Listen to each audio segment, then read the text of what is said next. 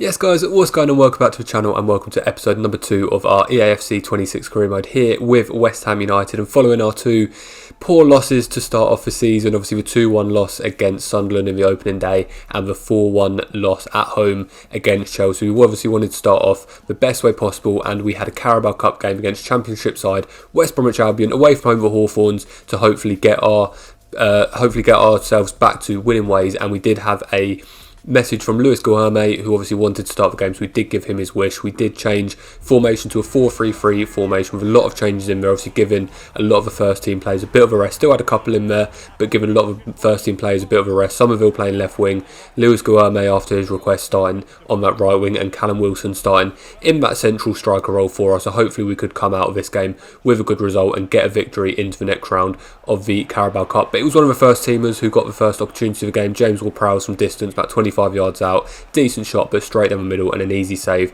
for the West Brom goalkeeper.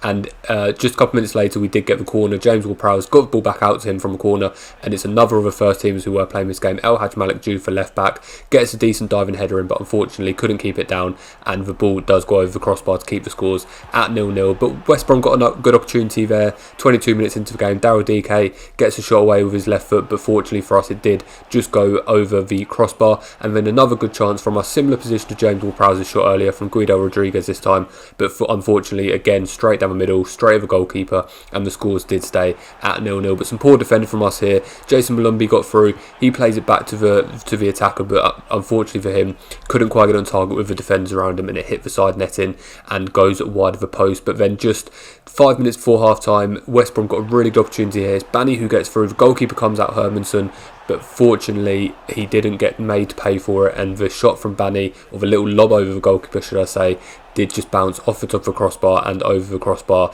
to keep the scores at 0-0 going into half time. But just 5 minutes into the second half we did manage to get our first goal of the game to give us a 1-0 lead, and it is that man Callum Wilson making his first start of the season. Obviously recently joined on a free transfer from Newcastle, and a really good shot from him, to be fair, on that right foot, absolutely arrowed it into that top corner to give us a 1-0 lead. And then a good chance for Wilson to get his second of the game here, but unfortunately the West Brom goalkeeper was there, stood strong, and it just ricocheted off him to go round the post and go out for a corner, which amounted to absolutely nothing. But obviously West Brom are going to keep trying here. Daryl Dike with a decent shot from range, but once again straight over goalkeeper to keep the scores at 1-0. And then just before the end of the game, Fernandes with a decent shot, saved by the goalkeeper, push around the post, but a really good shot there, to be fair, from Fernandes. And then a couple of substitutions from us.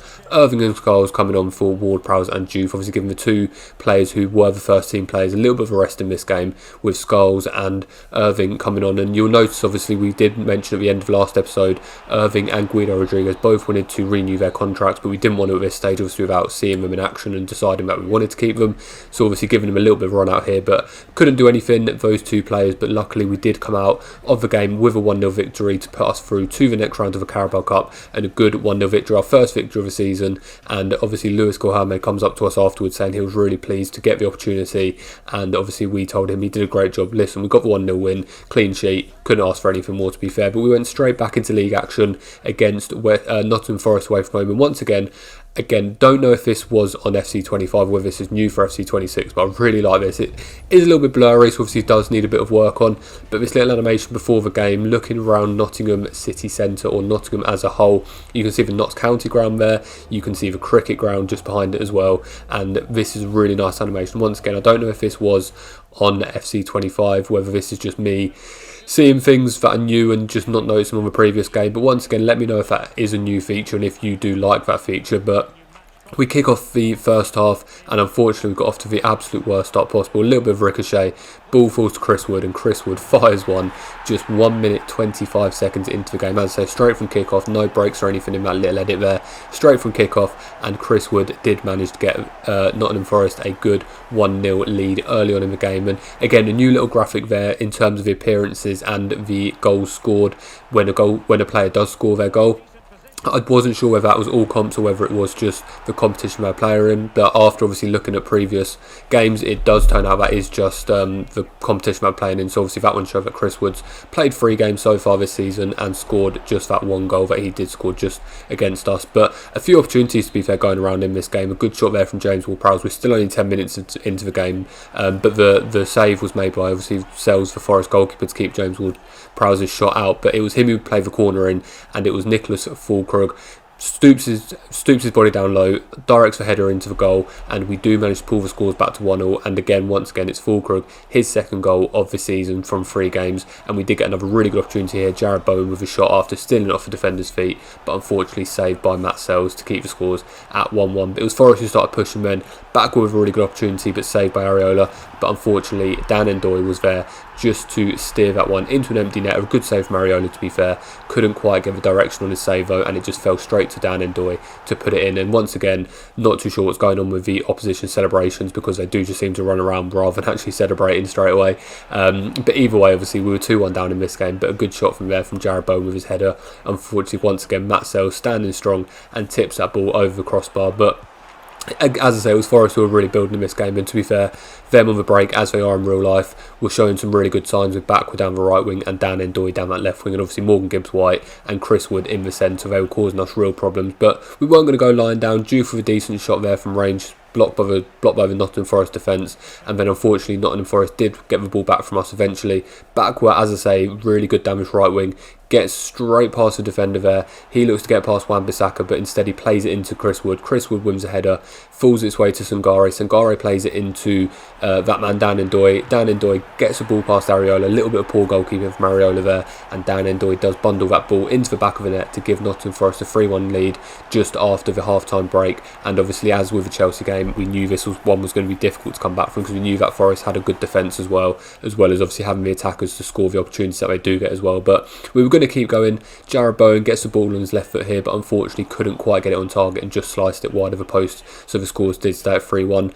But then just 55 minutes in, Bowen picks the ball up here once again, finds a little gap to play into Fernandes. Really good ball through there, to be fair. Fernandes with a good opportunity, but unfortunately straight over goalkeeper, didn't get any direction on his shot, and it was tipped around the post for a corner kick. And we did make an attacking substitution. Souček coming off for Crescencio at Somerville. We just felt we lacked a little bit of pace in this game, so we dropped Paqueta back into that defensive midfield role alongside James Ward-Prowse, and then brought Somerville into that attacking midfield role to bring a little bit more pace, and hopefully he can cause some problems for us. But it was that man once again, Malik Diouf, who got the header there. He's had a couple of headers in the past couple of games from corners, to be fair, but once again couldn't quite get his goal. He will get one eventually, but the ball gets recycled back to James Ward-Prowse, but once again headed out by the Forest defence. Falls to Diouf, falls to that new man Somerville, plays into Paqueta, and Paqueta with that left foot of his, a really powerful shot, to be fair. Really good finish, if we're being honest, actually, straight into that top corner to bring the scores back to 3-2, and obviously just halve that deficit a little bit, but unfortunately we couldn't get anything back, and we did unfortunately lose that game 3-2, so still no victory in the league. But then we had an offer for Andy Irving, and we had a couple of offers, so I wanted to go see, and he was actually transfer listed, which I didn't do, and obviously you can see there it says submitted transfer request. And then we started getting offers for Guido Rodriguez as well, and I thought to myself, we did get a message at the end of the last episode about them obviously wanting to renew contracts, but nothing there to say they wanted to leave the club. But then just after that, we did get an email for both of them from the board of directors saying obviously they did have wage demands, they wanted us to resolve it or find an appropriate buyer. At the end of the day, we don't want to ruffle any feathers, so if a good offer comes in, we will potentially accept it. However, we're obviously new to this team, we're obviously starting this new save, we want to see what the players are like before we do make any rash decisions, so we're not going to start accepting offers just because they want to leave at this stage. It might cause issues going forward, but we don't want to sell them just yet. We want to see what they're like first of all. They're not first team players at the minute, although Guido Rodriguez has played a couple of games. He played obviously the Carabao Cup game as well, so we want to see what they're like before we do make any rash decisions. But before any of that sort of culminates in any sort of decision, we did go into the game against our London rivals, Tottenham Hotspur, at the London Stadium at home, and we knew once again it was going to be a difficult test for us against West Ham, with some really good players and some good signings they made as well. Kolo Muani is one of them, he gets the shot there, and then obviously they have got the ex-West Ham player Mohamed Kudus starting for them as well on that right wing, and he does actually pick the ball up here on that right wing from the short corner, gets past the defender, the ball finds its way to James Maddison, into Pedro Porro, and then the shot eventually was a poor one, and it went straight into the hands of our Alphonse Areola to keep the scores at 0-0. But we were actually looking quite good in this game, to be fair. Jarrod Bowen gets a good ball across. Fulkrug just beats the man, or beats Paulinho to the ball there, but unfortunately saved by Vicario in the Tottenham goal. And I just want to say as well, where I said last game or last episode about the graphics and the whole thing just as it is feeling a little bit smoother, even the rain animations seem a lot better in this game. And again, it might just be me seeing things because it's a new game and seeing it all through a little bit of tinted glasses, but even the rain animations look a lot better in this game. And I think they've just generally cleaned up the game a little bit and made it a lot more user-friendly and a lot more realistic, which, like I say, let me know in the comments if you do agree with that, or whether you think I'm just absolutely waffling and just it's the same as last season. But I do think it's a real improvement for us. And obviously we did want to perform well in the rain, and we did get the opening goal through that man Callum Wilson, with another goal after his goal in the previous game. And we did obviously get the 1-0 lead going into half-time, which against this Spurs side was probably a little bit unexpected, but obviously we'll definitely take it. But West Ham were really pushing for us, and it is the ex-West Ham player Kudus who gets the shot there. But once again, a good save from Areola, and puts the ball behind for a corner for Thomas Frank's side. Unfortunately for us, the corner came to nothing to keep the scores at 1-0. But once again, it was Tottenham keeping going. Obviously, we were having to be really resolute here defensively, especially Areola in goal, and it was the new boy Colin Moani with another good shot from him there, but once again saved by Alphonse Areola. And we did get a chance for ourselves, Fulkrug, but he couldn't quite keep it. Obviously, the good strength from Paulinho there, but we kept battling. Paqueta wins the ball back, plays it into Fulkrug, who looks to find Callum Wilson. Callum Wilson with a good shot from point blank range, but a really good reaction save there from Vicario, tips onto the post, and the scores do stay at 1-0. But about 15 minutes left of the game, Jarrod Bowen picks a pocket of Udogie. I'm not too sure what he's doing on the edge of the box there. Jarrod Bowen gets through, he looks to get the ball past the goalkeeper, but unfortunately Vicario stood strong and kept the ball at back of the net. And then the follow up from Paqueta, powerful shot straight at Vicario, and once again saved by the Tottenham goalkeeper to keep the scores at 1-0. We did make a couple of changes in this game, obviously with the 1-0 lead. We didn't want to obviously go fully defensive because we knew that did come with a risk of them sort of powering on and scoring against us. But obviously we did want to make sure we did have defensive stability, hence why we brought people like Thomas Souček on.